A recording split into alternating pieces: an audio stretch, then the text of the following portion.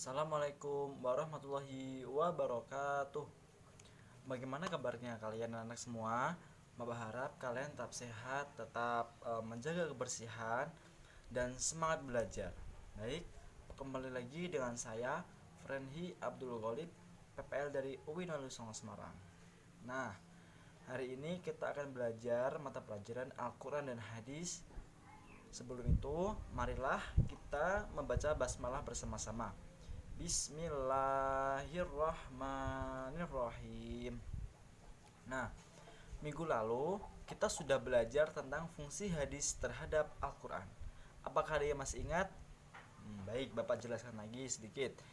Fungsi hadis terhadap Al-Quran yang pertama adalah menguatkan hukum yang sudah disebutkan di dalam Al-Quran. Yang kedua, menjelaskan ayat yang masih mujmal atau global. Yang ketiga, mengadakan hukum yang tidak disebutkan di dalam Al-Quran, tentunya yang tidak bertentangan dengan Al-Quran. Dan yang keempat, membatasi keumuman Al-Quran. Lalu, hari ini kita akan belajar tentang fungsi dari Al-Quran dan hadis dalam Islam dan kehidupan sehari-hari. Saya harap kalian semua bisa menjelaskan fungsi Al-Quran dan hadis dalam Islam dan dalam kehidupan sehari-hari. Langsung saja, fungsi Al-Quran dan hadis dalam Islam. Yang pertama, Al-Quran diturunkan sebagai penyempurna kitab-kitab terdahulu. Apa saja kitab-kitab terdahulu?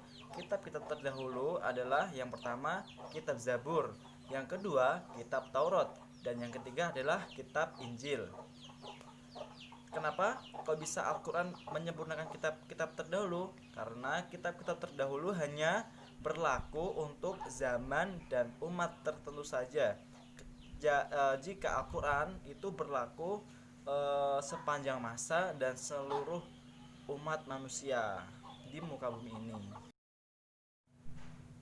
Fungsi yang kedua adalah Al-Quran sebagai sumber utama dan pertama dalam Islam. Jadi ketika ada masalah hukumnya itu kita harus berpedoman kepada Al-Quran, karena Al-Quran itu sumber hukum yang paling utama. Lalu yang ketiga adalah hadis sebagai sumber hukum yang kedua dalam Islam setelah Al-Quran. Jadi ketika di Al-Quran itu hukumnya masih belum jelas ataupun masih umum, nah hadis ini berfungsi untuk memperjelas dari sebuah hukum yang sudah ada dalam Al-Quran. Lalu yang keempat adalah hadis merupakan rujukan bagi umat Islam dalam memahami syarat. Dan fungsi Al-Quran dan hadis dalam kehidupan sehari-hari itu yang pertama adalah Al-Quran dan hadis sebagai pedoman hidup buat kehidupan pribadi. Kenapa kok bisa begitu? Karena kita di dunia ini harus memegang pedoman hidup untuk menentukan jalan arah kita agar tidak tersesat. Nah, bagaimana kita bisa melakukan seperti itu? Nah, makanya kita harus berpegang teguh kepada Al-Quran. Dengan cara apa? Dengan berperilaku baik, dengan mempunyai akhlak yang baik sesuai dengan tuntunan Al-Quran, dan menjalankan semua perintah-perintah Allah dan meninggalkan larangan-larangan Allah, dan membaca Al-Quran agar keimanan dan ketakwaan kita semakin bertambah, dan memahami ayat-ayat yang menjelaskan kebesaran Allah, seperti itu. Yang kedua, sebagai pedoman dalam kehidupan berkeluarga, nantinya agar keluarga kita menjadi keluarga yang sakinah mawaddah warahmah. Misalkan sebagai ayah harus menuntun dan membimbing anak dan istrinya dari api neraka, dari perbuatan syirik, dari perbuatan yang menyekutukan Allah, sebagaimana yang terdapat dalam Quran surat At-Tahrim ayat 6 yang berbunyi Bismillahirrahmanirrahim. Ya ayyuhalladzina amanu qu anfusakum wa ahlikum naro wa quduhan nas wal hijaratu 'alaiha malaikatun ghiladun syidadun la ya'sunallaha ma amarahum wa yaf'aluna ma yu'marun.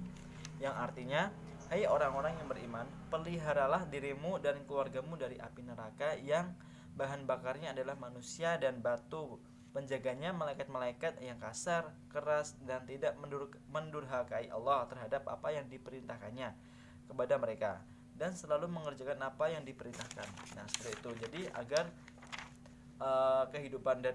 kehidupan berkeluarga itu tetap harmonis. Nah, yang kedua, seorang istri itu harus menaati perintah dari suami. Jikalau tidak bertentangan dengan Al-Quran, itu harus selalu dilaksanakan. Dan sebagai anak harus tetap berbakti kepada orang tua.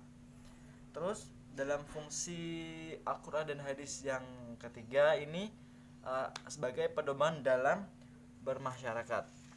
Kenapa harus begitu?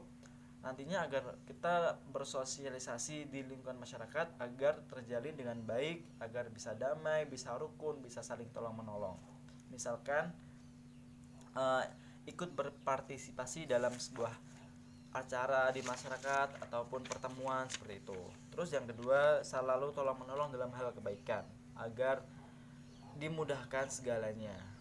Lalu fungsi Al-Quran dan hadis dalam kehidupan sehari-hari yang keempat adalah sebagai pedoman bagi kita dalam berbangsa dan bernegara. Nah, kenapa harus begitu? Kita sebagai rakyat itu harus bisa menaati peraturan agar semuanya bisa berjalan dengan lancar, agar bisa tertib. Nah, seperti dalam surat Al-Quran surat An-Nisa ayat 59. Jadi dalam surat An-Nisa ayat 59 itu sudah diterangkan bahwa seorang warga itu atau rakyat harus patuh dengan pemimpinnya, sebagaimana ayatnya yang berbunyi seperti berikut. Bismillahirrahmanirrahim. Ya ayyuhalladzina amanu athi'ullaha wa athi'ur rasula wa ulil amri minkum. Fa in tanaza'tum fi syai'in farudduhu ilallahi war rasul in kuntum tu'minuna billahi wal yaumil akhir. Dzalika khairu wa ahsanu ta'wila. Yang artinya, hei orang-orang yang beriman, taatilah Allah dan taatilah Rasulnya dan ulil amri di antara kamu. Kemudian, jika kamu berlainan pendapat tentang sesuatu, maka kembalikanlah kepada Allah, Al-Quran dan Rasul atau hadis. Jika kamu benar-benar beriman kepada Allah dan hari kemudian, yang demikian itu lebih utama bagimu dan lebih baik akibatnya. Quran surat An-Nisa ayat 59. Seperti itu.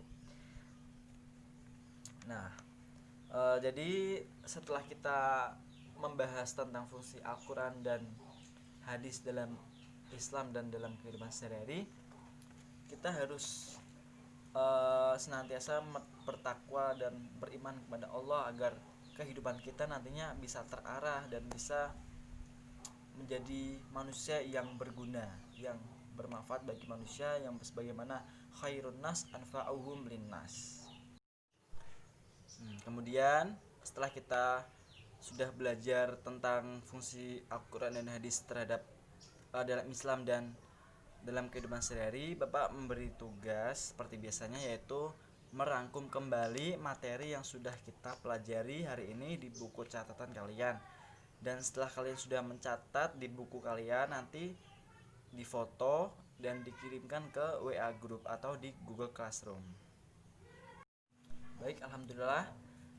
Sampai di sini pembelajaran pada hari ini.